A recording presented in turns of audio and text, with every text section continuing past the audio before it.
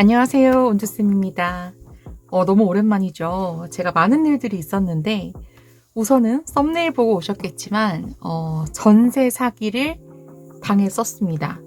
누구는 전세 사기는 아니고 전세 사고라고 하는데요. 그 사기와 사고의 차이는 이 임대인이 내가 사기를 쳐야지 하고 마음을 먹고 나쁜 마음으로 했느냐, 아니면 어떻게 하려고 했는데 어떻게 이게 안 돼가지고 어쩔 수 없이 그랬어요면 사고래요. 아무튼 임차인 입장에서는 이러나 저러나 내 돈 못 받으면 다 사고 아니고 사기 같은데, 아무튼 전세 사고를 당했었지만 그거를 제가 이제 어떻게 극복을 했고 결론적으로는 돈을 받았어요. 운이 좋게도. 그랬을 때 이제 어떤 것들을 제가 좀 처리를 했는지, 특히나 내용 증명 같은 것들은 제가 이제 셀프로 해서 했는데, 혹시 비슷한 상황에 있으시면 좀 도움이 되시라고 그 내용도 제가 그 댓글에다가 올려놓을 테니까, 내용 증명 보내실 분들은 그 내용을 복사하셔가지고 뭐 이름, 주소 이런 것만 바꿔서 그대로 쓰시면 될 것 같아요. 자, 우선은 사실은 제가 사기를 당한 건 아니고 저희 엄마께서 전세 사고라고 할게요. 전세 사고를 당하셨었는데, 이제 이게 어떻게 된 거냐면, 처음에 2022년 8월 22일 날 계약서를 작성을 했어요. 그런데 이제 방을 알아볼 때 약간 찝찝한 게 뭐였냐면, 원래 전세금이 6천이라 그래서 갔는데 갑자기 7천으로 올리겠다는 거예요. 근데 저희는 이제 시간이 없었기 때문에 이 정도면 7천 괜찮다 하고 계약을 하자고 했더니, 집주인이 멀리 살아서 자기가 이제 그 위임 받아서 하는 부동산인데 자기랑 하면 된다. 이때도 약간 쎄했지만 했어요. 집주인분이랑 통화하고 뭐 이렇게 신분증 확인하고 해서 2년 정도 계약을 했고, 계약을 받을 당시에 이 7천만 원 중에서 한 4,900만 원 정도는 대출을 좀 받았고 2,100만 원 정도만 이제 저희 돈이 들어갔어요. 그래서 계약을 요날하고, 계약을 함과 동시에 확정일자를 먼저 받았고 9월 19일 날 잔금을 치르면서 이제 들어가서 살게 되었어요. 제가 이제 불안하니까 중간중간에 등기부등본을 이제 봤단 말이죠. 근데 처음에 이제 계약할 때 여기 보면 근저당권이 4억 8천이 있었는데, 부동산에서 말씀하시기를 뭐 건물을 살 때 뭐 이 정도는 괜찮다. 왜냐면은 이분이 건물을 지으신 분인데 요 정도는 그 건물에 비해서 그렇게 센 게 아니다. 잘 모르니까 이게 맞다고 생각하고 진행을 했었어요. 근데도 이제 불안해가지고 한 1년 넘게 아무 일이 없길래 내가 괜히 걱정했나 보다 하고선 잘 살다가 갑자기 2024년 4월 23일 날 이 경매 배당 신청 종이를 받았어요. 이게 무슨 얘기냐면 임대인, 그러니까 건물주죠. 그분이 돈을 못 내서 뭐 이자건 원금이건 못 내서 경매로 넘어갔다. 그래서 너희들이 이 지금 살고 있는 곳에 대한 배당을 받으려면 이걸 신고를 해야 된다. 이 종이를 봤는데 손이 이렇게 덜덜덜덜 떨리는 거예요. 그래서 어떻게 해야 되지? 이게 경매로 넘어갔나? 그럼 나는 돈을 못 받나? 하다가 이게 진짜인가 싶은 거예요. 약간 보이스피싱 같은 것처럼 가짜일까 싶어가지고 인터넷에 경매를 검색해보니까 진짜로 이런 게 있더라고요. 타경 몇 번 이렇게 해가지고 접수는 3월에 됐어요. 근데 저희가 모르고 있다가 한 달 뒤에 알게 된 거예요. 그래서 3월에 그 이분이 여기 요 근저당권을 설정한 여기 새마을금고에서 받으셨는데, 그 새마을금고에서 경매로 이제 이걸 붙이겠다라고 한 거죠. 4억 1천만 어쩌고저쩌고를 못 받아가지고. 그래서 이걸 어떡하지? 하다가 이제 건물주에게 연락을 했더니 뭐 돈 들어올 게 있는데 뭐 그게 안 들어와가지고 그런 거다, 뭐 해결될 거다, 걱정하지 마라 하는데 당연히 걱정이 되죠. 왜냐, 심지어 계약할 때 얼굴도 못 봤고, 이거는 저희의 잘못도 있지만 별일이 없을 거라고 생각했던 것도 있던 것 같아요. 그래서 이거 어떡하지? 하고 봤더니 이미 개시 결정이 3월 14일 날 난 거예요. 그래서 이분한테 연락을 했더니 해결이 된대요. 약속한 날이 지났어요. 해결이 안 됐더라고요. 그래서 이거를 신청을 바로 해야겠다 싶어가지고 여기에 보면 등초본 요거 포함돼서 가져가고 계약서 가져가고 지금 본인이 이 건물 중에서 어디를 점유하고 있는지를 체크해서 갖고 오라고 하길래 그 부분을 체크해서 가지고 갔어요. 그 내용은 제가 이제 사진을 띄워서 드릴게요. 그래서 그거를 체크해서 이렇게 가가지고 얘를 신청을 했고, 신청을 하고 나서 제가 이제 집주인한테 연락을 했더니 뭐 곧 해결될 건데 뭐하러 그랬냐, 말만 그러고 안 되니까 그러더니만 문제 없대요. 그래서 내가 문제가 있는지 없는지를 직접 체크해야겠다라고 싶어서 어떻게 했냐면 우선은 그 금고에 있는 부채가 얼마인지를 체크하고 저 들어가기 전에 선순위 보증금이 얼마나 되는지를 체크해봤어요. 이거를 체크하려면 어떻게 하시면 되냐면 그 근처에 그 주민센터를 가셔가지고 계약서를 들고 가면 임차인들한테는 이 내용을 보여줘요. 그래서 나 전에 누가 들어와서 언제 확정일자를 받았고 그 사람의 보증금은 얼마고 이런 게 다 써져 있거든요. 그래서 이거를 제가 이제 다 더해보니까 저희 엄마 앞에 2억 3,300만 원의 선순위 보증금이 있었고 그 뒤에 1억 4,500의 후순위 보증금이 있더라고요. 그래서 이걸 다 더해보니까 건물이 경매가로 넘어갔을 때 8억에 팔리면 돈을 받을 수 있는데 예를 들어서 7억이다. 그럼 돈을 한 푼도 못 받고 나가야 되는 상황이 될 수도 있는 거죠. 그래서 이거 어떡하지 하다가 검색해보니까 그 소액 임차인 요런 게 있어서 최우선 변제권이 있더라고요. 그게 나보다 먼저 들어온 선순위가 있어도 정말 최소 보증금, 그러니까 좀 저렴한 분들을 먼저 최우선적으로 변제해준다라는 게 있더라고요.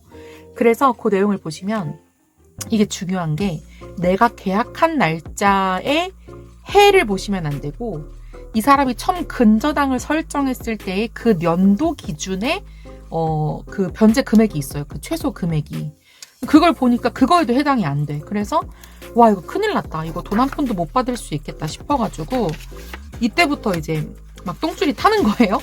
그래서 우선은 배당금부터 신청을 하자 해서 요런 거를 주더라고요, 법원에 가면. 그래서 어디부터 얼마고 이걸 어떻게 됐고, 그래서 요렇게 건축물 현황도에다가 요렇게 해당이 된다, 이걸 선택을 해가지고 이렇게 복사 요거 해가지고 이거를 이제 제출을 했어요.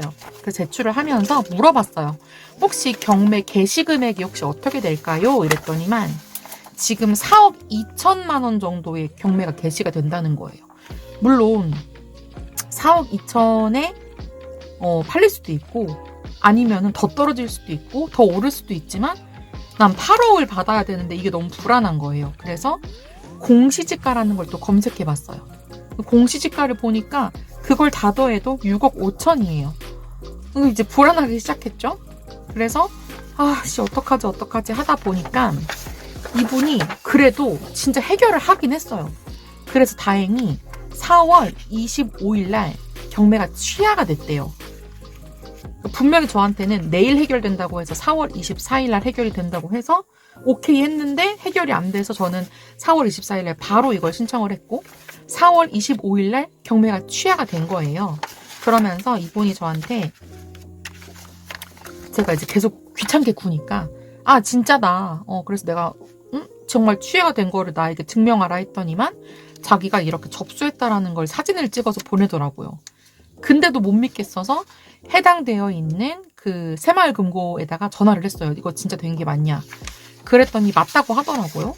그래서 이제 얼마 뒤에 보니까 등기부 등본에도 경미 개시된 게 취하가 되었다. 그래서 휴 다행이다 했는데 근데 이제 불안한 거죠. 혹시라도 나중에 내가 집을 나간다고 하면 전세금을 바로 못 줄 것 같은 거예요. 그래서 제가 이제 요때 무슨 얘기인지 알겠는데 나는 근데 못 살겠다 불안해서 나갈 때 복비 내가 낼 테니까 집을 내놓겠다 했더니만 내놓으래요. 그런데 갑자기 전세금을 1,000만 원을 또 올리라는 거예요. 8천에. 안 그래도 안 나가는데? 그래서 우선 알겠다고 한 다음에 내놓고 계속 물어봤어요. 혹시 방 보러 오는 사람 있나요? 또는 제가 그 집 사진을 이렇게 영상으로 찍어가지고 그걸 유튜브 링크로 만들어서 이걸 올렸어요. 그래서 방 보러 오고 싶다고 하면 이 링크를 보내달라. 그러면 이제 잘 볼 수 있으니까. 근데 아무리 기다려도 자 4월인데 6월까지도 아무도 연락이 안 와요. 그리고 보러 온다는 사람이 있는데 올 거예요 해놓고 안 와. 그렇게 6월이 지나고 아 이거 진짜 불안해서 안 되겠다 하다가 이제 내용 증명을 좀 보내야겠다 싶었어요. 왜냐면 만기가 언제였냐면 만기가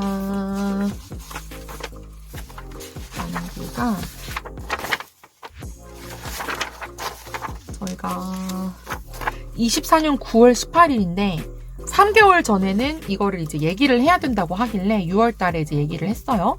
그런데 이걸 확실히 해놔야 될 것 같아서 내용 증명을 좀 보내야겠다 싶어가지고 내용 증명을 제가 보냈어요. 근데 이분이 받을게요 해놓고 안 받아. 그래서 다음날 간대요 그랬더니만 또 못 받았대. 그래서 또 받았어요 했더니 또 못 받았대. 근데 이게 이제 우체국 측에서 연락이 오거든요. 이번이 계속 안 받아서 자기네들이 보관을 하고 있겠다. 그래서 4일 내에 안 가져가면 안 된다. 연락을 했더니만 이분이 네 해놓고 전화 와서 바빠가지고 못 갔고 뭐 바빠서 못 받았고 결론은 안 받는 거예요.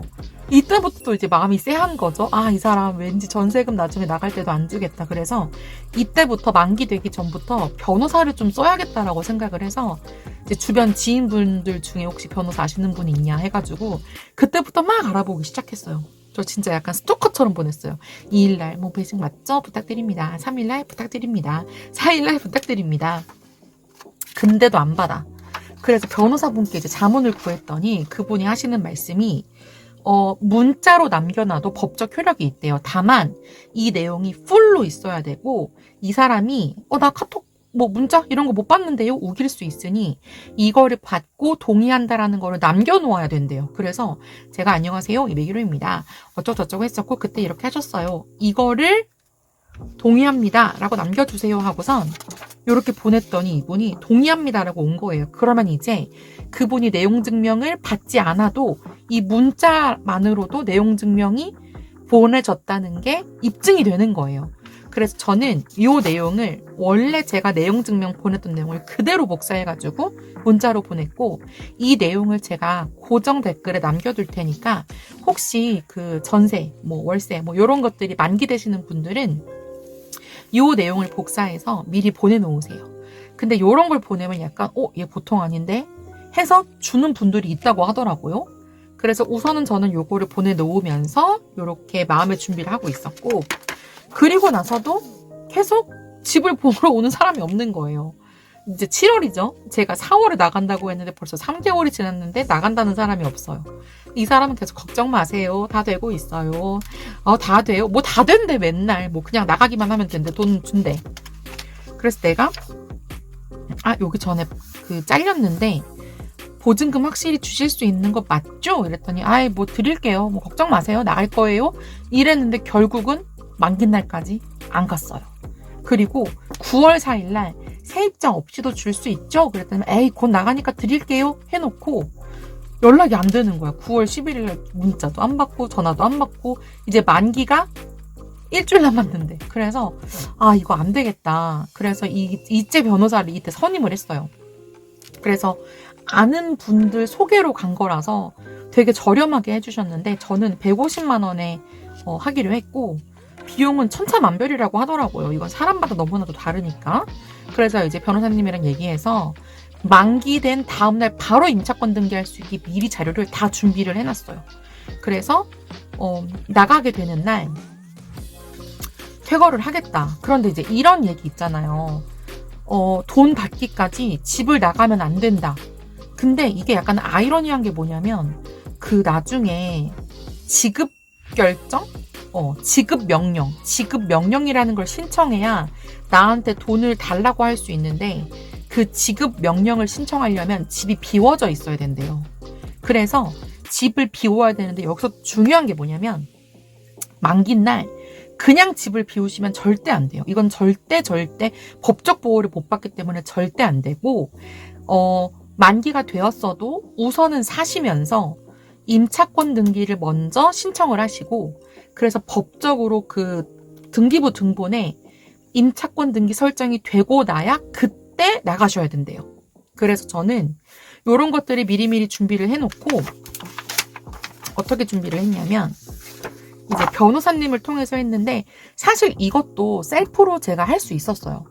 근데 문제가 뭐냐면 이 건물주분이 약간 목소리가 건달처럼 막 알아서 할게요. 이런 스타일이고 엄마랑 저랑 또 여자다 보니까 좀 무섭기도 했고 약간 엄마 말로는 이분을 뵌 적이 있는데 온몸에 문신이 막 있다고 하더라고요. 그러니까 약간 제가 여자고 또 어리다 보니까 약간 무시하는 말투도 좀 쓰시고 그래서 변호사를 그때 선임을 해야겠다라고 해서 이제 이때부터는 변호사님이랑 진행을 했고요. 임차권 등기는 조금 이따가 다시 말씀드릴게요. 그래서 제가 여기 나와 있다. 이때 보증금 주실 수 있죠? 나갈 거예요. 해놓고 이제 안 줬단 말이야. 그래가지고 결국 연락이 없길래 변호사를 선임했으니 앞으로는 이 변호사랑 이야기하면 됩니다 하고서 제가 선임한 변호사의 그 명함을 보냈어요. 그랬더니만 갑자기 25일날 전세금이 늦어서 미안해요. 뭐 죄송해요. 뭐 해결할 테니까 조금만 양해 부탁해요. 나한테 미안하단 말을 절대 안 했거든요. 근데 갑자기 만기가 18일이고 일주일이 지났는데 이렇게 된 거예요. 아마 이때쯤에 등기부 등본에 뭐가 올라갔다고 봤겠죠. 왜냐? 9월 23일 날 임차권 등기가 기재가 이제 됐거든. 그러니까 이거 보고선 뭐가 날라오니까 미안해요. 내가 금방 해결할게요. 이제 이렇게 저한테 얘기를 한 거죠. 그 전까지는 뭐 나갈 거예요. 하고 말만 하고 그냥 말았단 말이에요. 그래서 임차권 등기를 설정하면 어떻게 되냐면 돈이 또 따로 들어요. 예를 들어서 등기 수수료는 3,000원, 등록 면허세 38,000원, 인지송달료 33,000원. 이거는 변호사비랑 상관없이 따로 드는 비용. 그래서 이렇게 이제 접수를 했고 23일 날 결정이 났어요. 이렇게 해서 돈을 안 줬구나. 그래서 여기에 관련된 거를 이렇게 준다. 오케이. 그래서 보니까 정말로 임차권 등기가 설정이 되었더라고요. 여기서 중요한 게 또 뭐가 있냐면 여러분들 만긴 날 돈을 못 받을 것 같을 때는 대출을 받으신 분이 있으면 연장을 해놔야 돼요. 왜냐면 대출 만기가 된 다음 날에 갑자기 계좌에서 돈이 4,900이 돈이 빠져나간 거예요, 다. 그래서 이게 어떻게 된 거지 하고 보니까 뭐 안 갚은 건 너네 사정이고 얘날 갚아야지 하면서 돈을 다 빼간 거예요. 그래서 이거를 보니까 미리 연장을 했어야 됐더라고요. 다행히 저희는 이렇게 접수증을 낸 게 있어서 연장을 그때 6개월인가 6개월인가 연장을 해주셨어요. 같은 이자로. 같은 이율로. 그래서 만약에 내가 돈을 못 받을 것 같아. 근데 내가 대출을 받은 게 있어. 그러면은 미리 조금 연장을 신청해 놓으시면 되고 원래 연장할 때 이율이 똑같을 수도 있지만 높아질 수도 있잖아요. 그런데 이제 이렇게 전세 사고나 전세 사기로 인해서 내가 못 받아서 못 주는 거다. 임차권 등기를 설정하는 이 접수증을 은행에 보여주시면 은행마다 다른데 6개월에서 1년 정도를 연장을 해준대요. 그래서 이렇게 연장을 했었고 근데 이분이 계속 말이 계속 바뀌어요. 누가 보러 온다고 하는데 알려주세요. 근데 결국은 안 보러 왔어. 그래서 결국은 저는 만긴 날 이제 임차권 설정된 것도 받고 나가기로 결심을 합니다. 그래서 그 만기된 다음날 나가기로 했는데 보면은 이런 걸 이제 증거로 좀 남겨놨어요. 내가 이사를 갔고 거기에 정말 짐을 다 뺐다. 그래야 나중에 지급 명령을 신청할 수가 있어서 이렇게 이제 이사를 간 이런 사진들도 그 건물주한테도 보내고 그리고 이거는 그냥 제가 개인적으로 찍어놓은 건데 나중에 딴 말 할까봐 뭐 리모컨이 없어졌네요. 뭐가 없어졌네요. 이럴까봐 얘네들을 한데 모아놓고 문제없다. 이렇게 이것도 이제 증거사진처럼 찍어놨고 사실은 나갈 때 관리비도 내기 싫었고 도시가스, 전기세 이런 것도 내기 싫었어요. 어차피 돈도 못 받을 것 같은데 근데 너무 웃긴 건 이 사람이 관리비를 얼마를 받아야 되냐고 저한테 물어보더라고요. 그래서 아니 원래 받으시는 관리비 일할 계산 하셔가지고 달라 했더니 얼마 내고 계셨죠? 막 이러는 거예요. 그러니까 바지 사장인가 싶기도 하고 그래서 제가 계산을 해서 3만 원으로 이렇게 내드렸고, 그리고 이제 도시가스랑 뭐 수도세 뭐 이런 거 다 해서 깔끔하게 정산을 다 했어요. 변호사님이 이거 그냥 깔끔하게 계산하시는 게 더 좋다 해서 이것까지는 다 이렇게 해가지고 요것도 집주인한테도 보내놨고 영수증까지 다 받아놔가지고 그렇게 됐어요. 그래서 결론적으로는 이런 말이 있었어. 집주인이 갑자기 전세금이 7천인데 5천만 먼저 보내드릴 텐데 자기가 5천만 먼저 보낼 거고 임차권 등기 해제해주면 나중에 2천만 원을 주겠다는 말도 안 되는 소리를 10월 5일 날 한 거예요. 저희가 이사가 10월 7일 날 갔는데 그래가지고 이 사람 진짜 말이 안 통한다. 당연히 변호사님이 절대 그러면 안 된다고 하시더라고요. 이 사람들 나중에 막 말 바꾼다고 절대로 먼저 해주지 말고 7천 다 받아야 해준다고. 그래서 오케이 하고선 10월 7일 날 이사를 갔고 또 그 집을 비우자마자 바로 다음날 10월 8일 날 지급 명령을 신청했어요. 그게 10월 8일 날 했고 결정은 11월 지금 12일인가? 그때 결정이 났어요. 그래서 이때는 이걸 신청한 상태고 갑자기 이 사람이 10월 11일 날 돈을 주겠다는 거예요. 그래서 돈을 받았는데 이것도 1,000만 원 보내고 한 10분 있다가 또 1,000만 원 보내고 1,000만 원 보내고 이래서 받았어요. 7천만 원을 다 받긴 했는데 이 사람 말로는 자기가 뭐 건물을 팔려고 한다. 뭐 그러니까 뭐 5천만 먼저 받고 이런 말에 속으시면 안 돼요. 전 그 얘기도 들었어요. 혹시 몇 달만 더 살아주시면 안 되나요? 또는 혹시 집을 사실 생각은 없나요? 이거 되게 레파토리가 제가 전세 사기에서 봤던 레파토리인데 그래서 결론은 이사를 가고 7일날 이사를 갔는데 11일날 7천만 원을 받았고 근데 이런 게 있어요. 집을 비워주고 이 사람이 전세금을 안 주면 그동안의 이자가 꽤 세다고 알고 있어요. 그래서 저는 며칠 안 됐지만 요 이자까지 다 쳐서 받고 그리고 변호사비는 제가 소송을 한 게 아니라서 받지 못하지만 이런 수수료들 있죠. 임차권 등기나 지급 명령을 할 때 썼던 수수료는 내가 쓰고 싶었던 돈이 아니거든요. 그래서 변호사님 말씀으로는 지급 명령으로 제가 받을 수 있는 돈은 40만 원 정도 받을 수 있다고 하더라고요. 제가 지금까지 쓴 돈은 한 170, 180만 원 정도 변호사비랑 세금으로 나갔는데 40만 원 정도 내가 받아달라 그랬어요. 이거 나 받아야겠다. 단돈 1,000원도 그냥 넘기고 싶지 않다. 그래서 지금은 이 40만 원을 받으려고 기다리고 있는 상황이고 솔직한 말로 40만 원 못 받아도 그만이기는 한데 저는 받을 때까지 이 돈을 받을 때까지 집주인을 괴롭힐 거예요. 내 마음을 너무 힘들게 했었기 때문에 그래서 10월 11일 날 결국은 7천만 원 입금을 받았고 여기까지 제 얘기였고요. 만약에 비슷한 상황에 있으신 분들한테 제가 조금 조언을 드리자면 제가 알아본 바로는 내용증명 같은 경우는 만약에 우체국에서 보내실 거면 세부를 가져가셔야 돼요. 왜냐면 내가 뭐가 나는 거, 우체국이 뭐가 나는 거, 그리고 이제 그 받는 사람, 임대인이 받을 거 요렇게 3장을 가지고 가셔야 되는 거고 그리고 문자로 보내실 때는 제가 얘기했던 것처럼 답장을 받아야 돼요. 이거에 대한 걸 동의한다.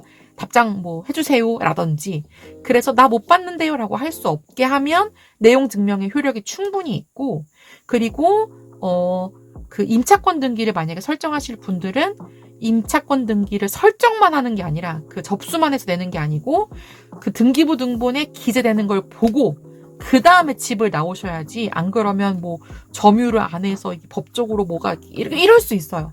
그래서 집을 나오실 분들은 꼭 그 등기부 등본에 기재가 되어 있는지 임차권 등기가 되어 있는지 요걸 보시고 그 다음에 이사를 가셔야 되고 이사를 가시고 나서 그때 이제 지급 명령이라는 걸 할 수 있어요. 그래서 지급 명령을 했을 때 이 사람이 거기에 대해서 뭐 불만을 제기하지 않으면 얼마 있다가 확정이 돼서 돈을 받을 수 있는 거고 이 사람이 어떤 이유에서든 나 이거 이래서 돈 못 주겠는데요 하면 이제 싸움이 길어져요. 소송까지 가셔야 되는 거예요. 그래서 저는 모르겠어요. 이게 전세 사기를 진짜 제가 많이 알아봤거든요. 근데 마음 먹고 하시는 분들은 정말 돈 받기가 되게 어렵고, 전세 사기는 아니지만 전세 사고까지인 분들은 이런 제스처를 빨리빨리 취하면 그래도 돈을 조금 돌려받을 수 있는 것 같아요. 물론 마음고생이 정말 심했지만, 그래서 제가 혹시라도 나중에 돈을 돌려받게 되면 이런 영상을 찍어서 여러분께 좀 공유를 해야겠다 싶어서 이런 영상을 찍게 됐고요. 전세 사기나 전세 사고로 너무 마음 아프신 분들 사실 진짜 힘들 거예요. 정말 힘든데 그래도 나를 도와줄 수 있는 건 나밖에 없더라고요. 내가 알아보고 뭐 어떤 제도를 내가 좀 쓸 수 있는지 이런 것들을 미리미리 좀 체킹하시고, 혹시 뭐 궁금한 점이 있으시면 제가 변호사나 뭐 법을 잘하는 사람은 아니지만 제가 공부했던 한도 내에서 답 드릴 수 있는 건 답 드릴 테니까 궁금한 건 댓글도 한번 남겨주시고, 그리고 저는 앞으로 전세는 못 갈 것 같아요. 지금 살고 있는 집도 전세기는 한데 그냥 그것도 불안하고, 다음에 이사를 가게 되면 월세를 가거나 아니면 돈을 좀 더 많이 벌어서 매매를 하거나 그렇게 가야 될 것 같아요. 영상 봐주셔서 너무너무 감사드립니다. 다음에 또 만나요. 안녕!